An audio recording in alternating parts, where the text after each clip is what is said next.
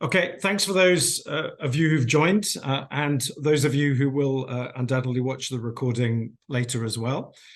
So welcome to the next in the Species Monitoring Specialist Group's series of webinars, where we've been looking at a whole range of different databases and monitoring tools and so forth. And I'm very pleased to say today we've got a very exciting selection of presentations coming from ProtectedSeas. So today we're going to hear from Deirdre Brannigan, Virgil Zetterlund, and Samantha King on both the ProtectedSeas Navigator and the ProtectedSeas Marine Monitor. So rather than even attempt to explain what those are, let me just hand over to Deirdre to kick us off. Thank you. Thank you so much, PJ. And I know that our team is really delighted to be here. So today we'll just start. I'll be talking a bit about the organization and the Navigator database that we offer to better support understanding of marine protected areas and how we can showcase that to highlight the tremendous value that has to marine spatial planning on a variety of fronts. And so to start, ProtectedSeas, we're a data-driven business, and we're dedicated to facilitating transparency of ocean regulations across the globe. And it's well documented, as you know, that the regulatory data can be exceedingly difficult to find, both in the US and beyond. So today I'll go over the why, the who, the how, and the what. And hopefully you can discern for yourself how the value of this information can be useful for decision making.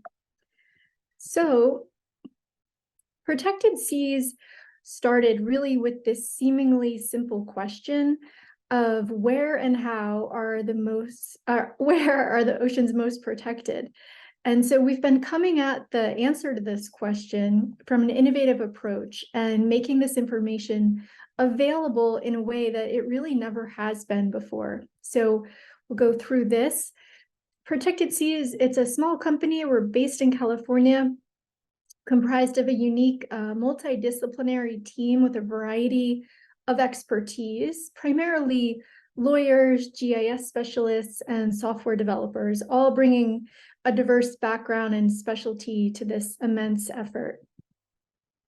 And so the next thing that ProtectedSeas did was align with an amazing partner. So the US federal government, which is not easy to do, but we've had a memorandum of understanding with the National Oceanic Atmospheric Administration for the MPA Center for the last 8 years. And the MPA Center, as you might know, is an operational office under the Office of National Marine Sanctuaries. That organization manages 620,000 square nautical miles of MPAs in the US. So this makes for a really nice pairing. And the partnership with NOAA also serves as a conduit of communication to inform both the Stewardship Atlas and President Biden's executive order on 30 by 30. So a bit about the Navigator database. As a result of the lack of easy availability for marine regulations, ProtectedSeas really stepped in to fill a desperately needed niche. And our information and data is comprised of codified legal regulatory information. And like I said earlier, we're an objective purveyor of data. We're not an environmental advocacy group. But thus far, we have 22,000 marine areas in 200 countries and territories, with translations into these 25 languages. And we have a few more to add. It's really important to us to have transparency and ease of use around the planet. So one question that I often receive is, how is this database different from other tools? And you can see the information listed there on the left side. We do have a lot of fine-grained detail, including various attributes like gear codes, activities. We do a level of fishing protection score. And our tenacious team of attorneys will chase down as many regs as is humanly possible. And especially, if they're addressed in the management plan, they're always included. And so, so let me just move forward here and explain a bit about the level of fishing protection. This is an objective measure of the in-place legal restrictions on extraction for each area of the map that we have. And it's, as you can see, a 1 to 5 scoring mechanism. And what's nice is that we're using the same measuring stick across the globe.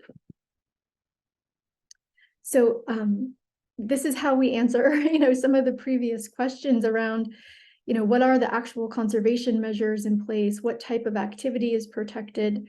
And I, suspect that most of you can also lament with me how exceedingly difficult it can be to answer these questions because the layers of regulation and then their contribution to conservation can be very complicated.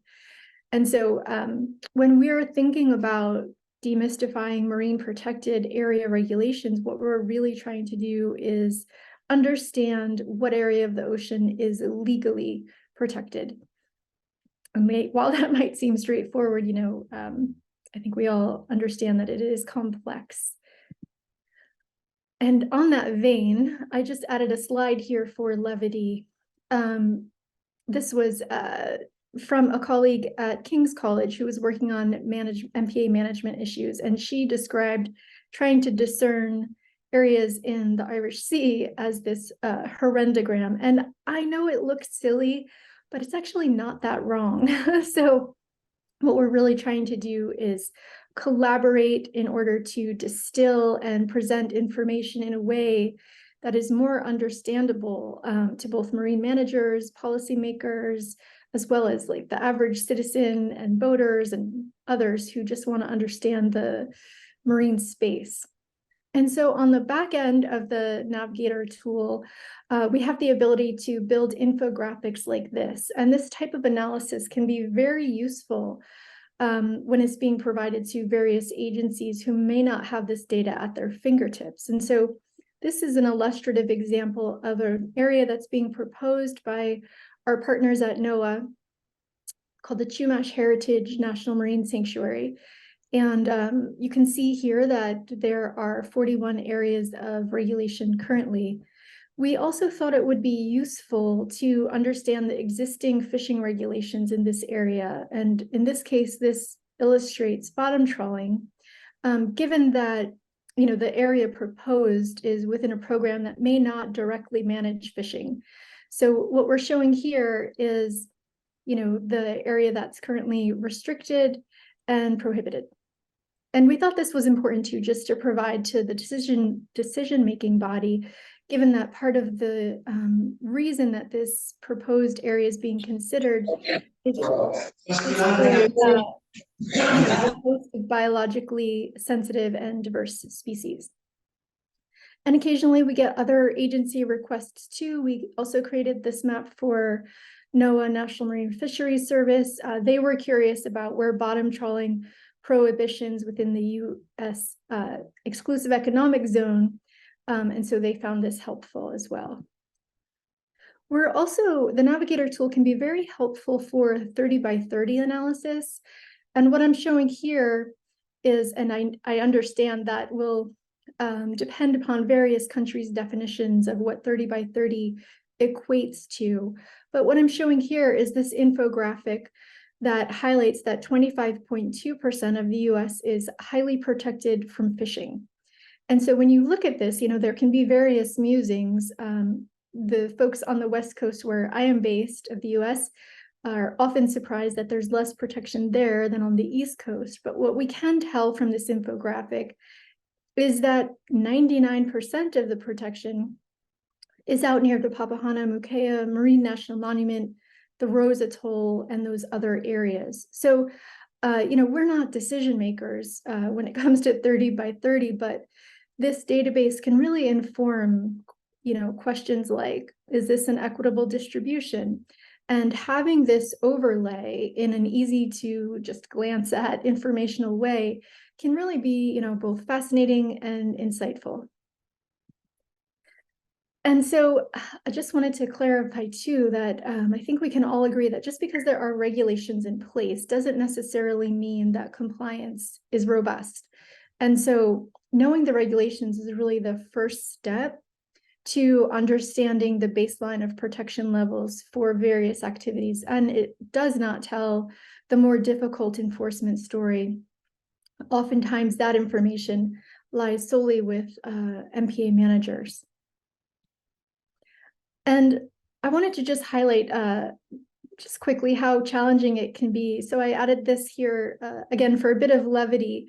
The photograph on the left is an image of a road sign next to a marine protected area in the Philippines. And evidently that was the only place that those regulations can be found. And then similarly, just as an example, on the right in Sweden, the team had to review, hundreds of pages of typed documents, hand-drawn maps, handwritten notes, used a native translator to find all of the critical nuggets, and then, translated those 1,600 PDFs, got those professionally translated.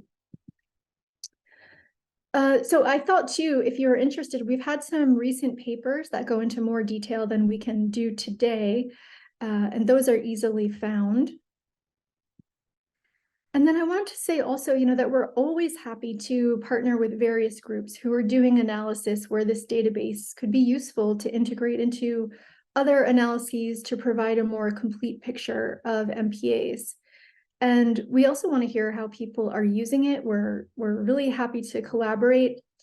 And the other thing too is, we're not local content experts. So when you're using the database, there's a feedback button. If you are very familiar with a certain area and you see something that might be missing, we're always really interested in having this be as robust as possible. And it currently is, the most robust database of its kind, but we're always wanting improvement.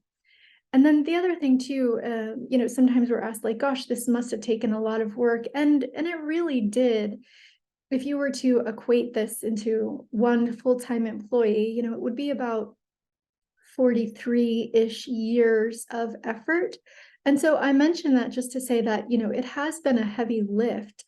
But we're, again, not agenda driven. We're just trying to solve some of these problems and offer solutions to challenging conservation issues. So one of our main messages is just to let people know that it exists so that there's not, duplicative or unnecessary burden for other people who are wanting to use it. We do always appreciate citations and such. That's one of the metrics that we use to see, how frequently papers are being published that have referenced this. So I'll pause here just for a moment. So you have my contact information and our director's contact information. If you want to take a quick screenshot of that, we're always happy to connect offline, give demonstrations to other teams, things of that nature. And then from here, we'll be segueing into the Navigator database. So I'll end my slide share here momentarily and pass it on to our Director and Chief Technology Officer, Virgil, who will be doing a demonstration of the tool itself. Thanks, Deirdre. Now let me get my screen share going. All right, so this is our public-facing interactive map that can be found at navigatormap.org. There's sort of three main modes that you can use to access the data. I'm starting here in the country mode, which, as the name suggests, allows you to quickly explore countries around the world, see high-level statistics in terms of how many areas we have in Navigator, what percentage of their waters scored highly in our level of fishing protection score. For any of these countries, you can easily, with the region report, click into a more detailed view of, again, their marine area and how that scored in our 5 levels of fishing protection.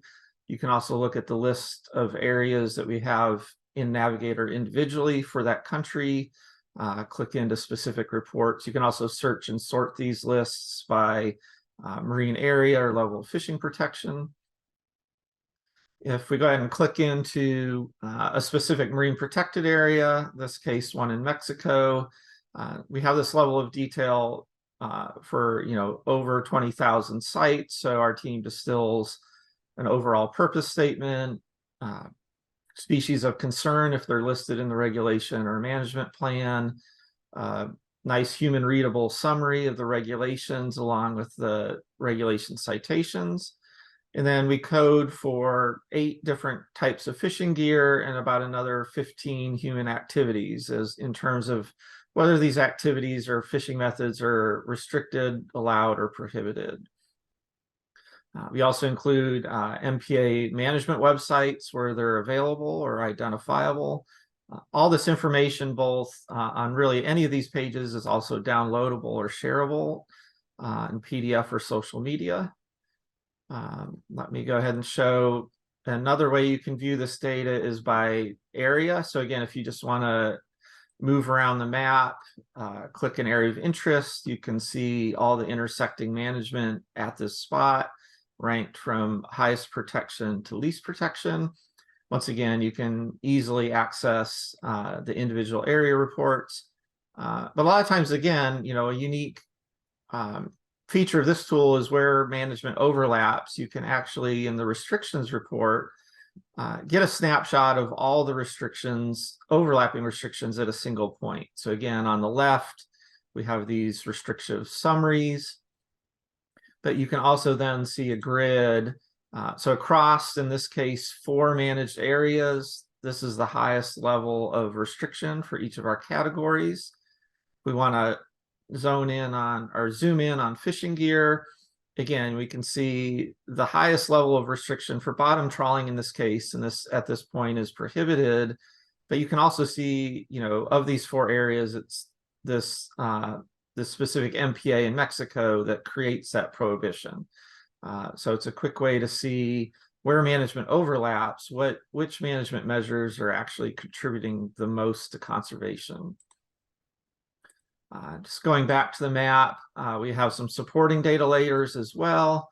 If you're interested in where more protection is needed, we have the Mission Blue hope spots here in purple. So you actually, like if we take the Mesoamerican Reef, can look at, the overall area that, in this case, Mission Blue is sort of designated as needing protection versus these dark blue and red areas, which are the in-place marine protected areas. You can also filter our layers by level of protection if you want to highlight specific, or you can also specifically highlight commercial and recreational fishing prohibition. We do have satellite and bathymetry layers if you want a different background. In all this, we're always looking for feedback. We have an easy feedback button really on all our pages and reports. We're always interested in making sure this information is as accurate and up to date as possible. So with that, I'll hand things back over to Deirdre.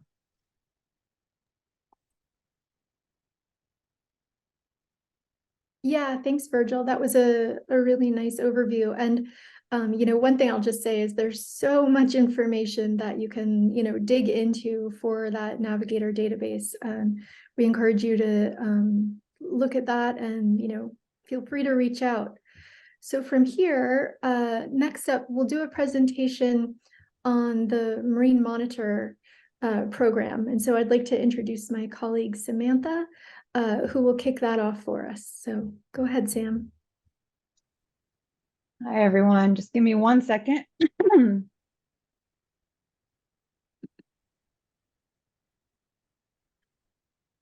Okay. So just want to quickly thank everyone for being here, and also thank you for giving us the opportunity to share these projects with you. My name is Sam King, and I'm the senior scientist for the Marine Monitor, or M2, project at ProtectedSeas. And so Deirdre kind of touched on enforcement and compliance, which is obviously incredibly important for protection. And M2 is an attempt to help answer some of those questions. So M2 is a vessel monitoring platform, both the physical system and the software. It uses radar, a camera, and other sensors to monitor nearby vessel activity on the water, and collects data fully autonomously and continuously 24/7. It's ideal for monitoring nearshore managed areas and especially useful for monitoring remote areas. Here you can see the M2 components are integrated in a fully off-grid system, and this system is monitoring a pretty remote part of the Southern California coast. So before we get into more details about the system, I want to show some data from one of our longest continuously operating sites in Harrow Strait. And this is on the border between Washington State and British Columbia, Canada. So M2 collects data by radar, but also collects AIS information from vessels in the area. And if you're not aware of what AIS is, that's okay. It stands for the Automatic Identification System, and it's required on larger ships and commercial vessels for safety at sea. And it has largely been used in the past as a tool to look at vessel activity applied to conservation. Now, according to AIS data from this site specifically, there can be around 30 vessels a day, and some temporal patterns are visible. You can see, maybe a dip here during the worst years of the pandemic, and then maybe after that, maybe some seasonal variability. But when we add the data collected by strictly radar, we really see how much is missing if you were to only look at AIS information. In fact, you would miss about 60% of the vessel activity and, possibly some significant interesting patterns. So some more details on the system. Marine radar tracks all vessels from ships to kayaks, and there's no participation required. It's ideal for tracking smaller vessels out to about 5 nautical miles, around 10 kilometers. And radar typically tracks vessels in all weather, fog, day, and night, with high resolution, and it provides vessel location and speed. And M2 gets a data point from the radar system every couple seconds. Now, since radar doesn't provide any information on the vessel's identity, we have a camera that's directed to vessel positions to zoom and then get images of the vessels so that they can be identified or that users can see what they're doing. Now, AIS data collected by M2 provides the full suite of AIS information like vessel type and identity, and is really useful for also identifying non-participating vessels, since you can see both the radar and the AIS data at the same time. And M2 collects data from both Class A AIS, which is what's used on those larger commercial ships who are required to broadcast the information. But we also capture Class B, which is typically used by smaller recreational boats who aren't required to use it, but maybe want to share their location for safety on the water. So we see the clear need to monitor vessels beyond AIS, and we chose radar to do that because it's an established and reliable technology. It's available today and also familiar to many mariners working on the water. And this image is kind of meant to demonstrate everything that I've just touched on. The M2 site monitoring Harrow Strait off Washington State in the US is in the top right corner. And you can see the red radar imagery that identifies solid objects on the water, like islands, markers, and then also vessels. The purple line shows the path of this cargo ship in the picture. And you can see that the vessel and the one right next to it are tracked by both radar and AIS. So you kind of see the dual targets there overlapping. But the orange target in the top right is solely tracked by radar. And the photo that was captured by M2 shows that it's a recreational boat.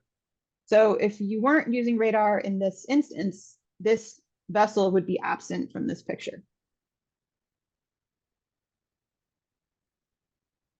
So M2 is used by numerous different groups and organizations, government agencies, MPA managers, enforcement, NGOs, and then also research institutions as well.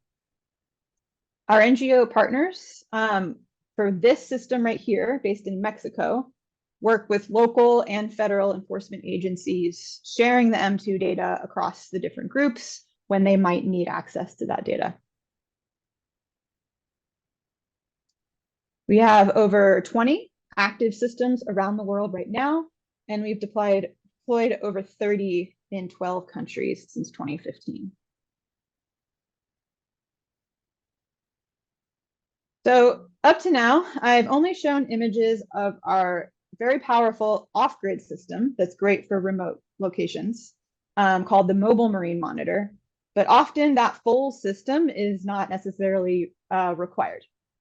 The basics of the system are really just the radar and the camera, and then the M2 control center where all the computing happens, which then sends data to the M2 viewer, where anyone with an internet connection, both on-site or anywhere, can see live and historical data.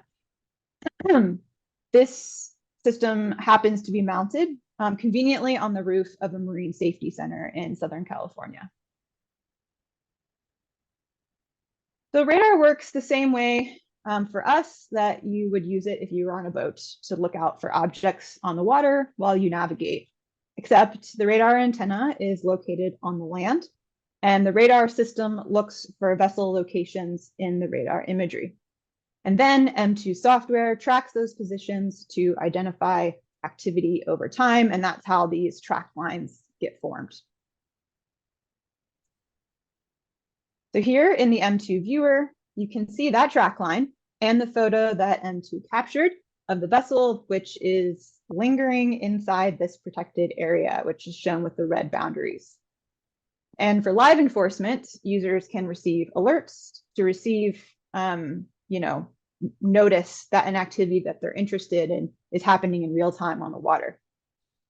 This MPA specifically is intended to protect an important spawning site for multiple fish species. And as a result, fishing is not allowed in the area. But tourism is very popular here. And this vessel looks like maybe a dive boat. And so in this instance, managers at this site in Belize get alerted to activity, and then images like this one can help them confirm whether or not they want to go out and respond on the water. So I want to show some more examples of the photos that M2 captures. Everyone's always interested, and these are really just really interesting to see when you can actually see images of what's going on out there on the water.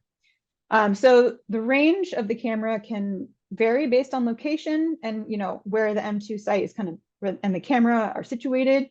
But generally, we say that within 1 nautical mile, you can identify the vessel. Within 3 nautical miles, you can identify the vessel type. There are examples here on the right. And then out to 5 miles, vessel type or identity can kind of be hard to make out, but you can definitely confirm presence, confirm that there's a vessel there on the water. So M2 was originally designed as a tool for enforcement, but over the years, we've seen its utility in other fields as well. So for the rest of the presentation, I want to show M2 kind of in action in some of these other categories. So first, I'd like to share some news that have come out of our sites in Southern California. So in 2021, M2 observed a fishing charter boat, like the one in the image here, lingering inside an MPA where fishing was not allowed. And I do want to note that the rest of the images in the presentation were all autonomously captured by M2. So in this large circle here, you can see how the event happened, through our M2 viewer.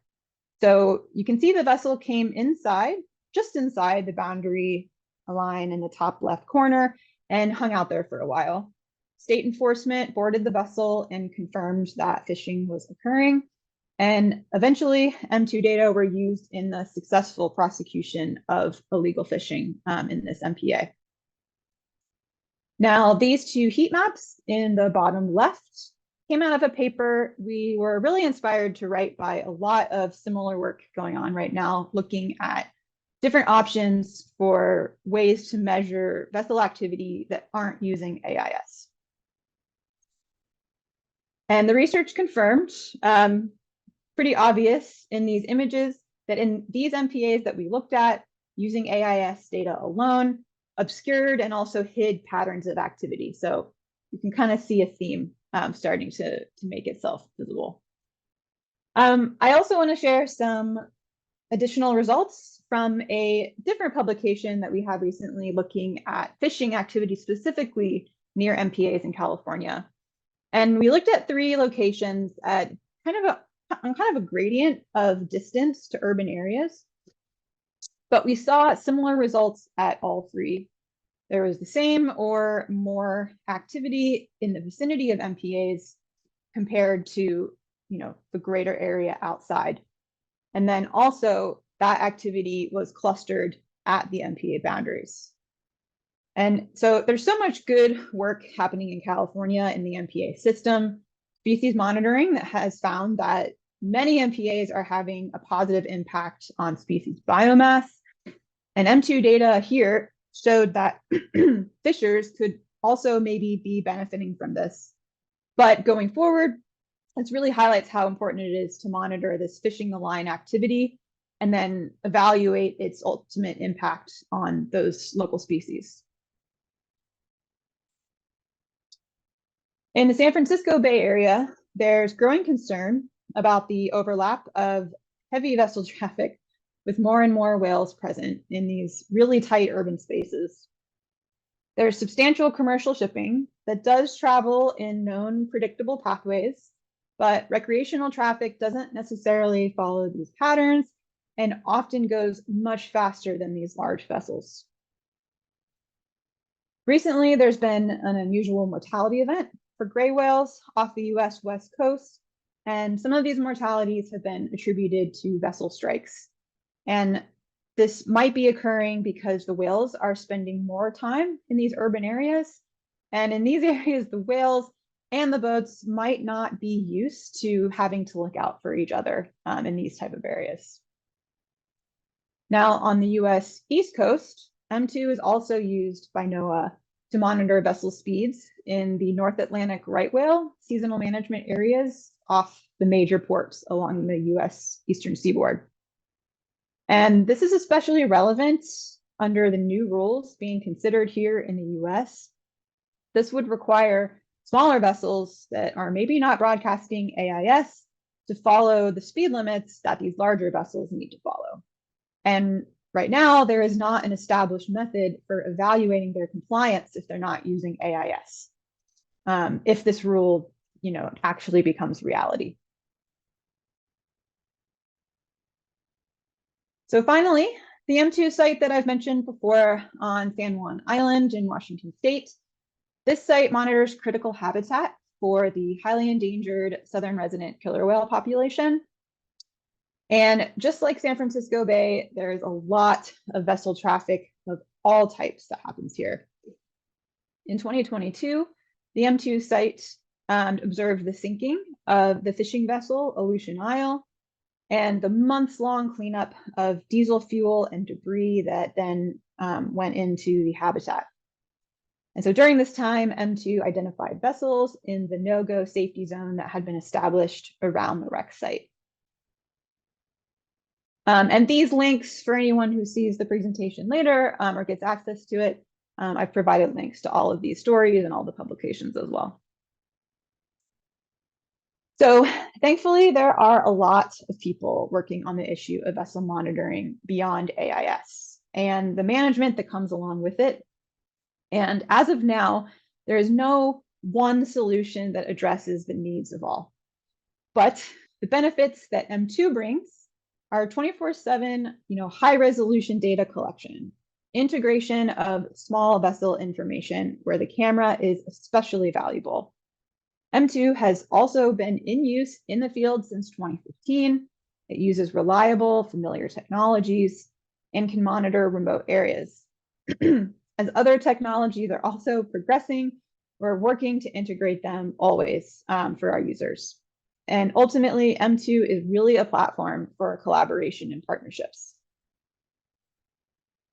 And so I want to take a second and acknowledge the rest of the M2 team at Protected Seas. Some of them are here today. I've shown just a small part of the work the group's done over the last 8 years, with only a few of our many, many worldwide partners as well. So I really encourage anyone who's interested to visit our website to learn a lot more and see a lot more resources. So thank you.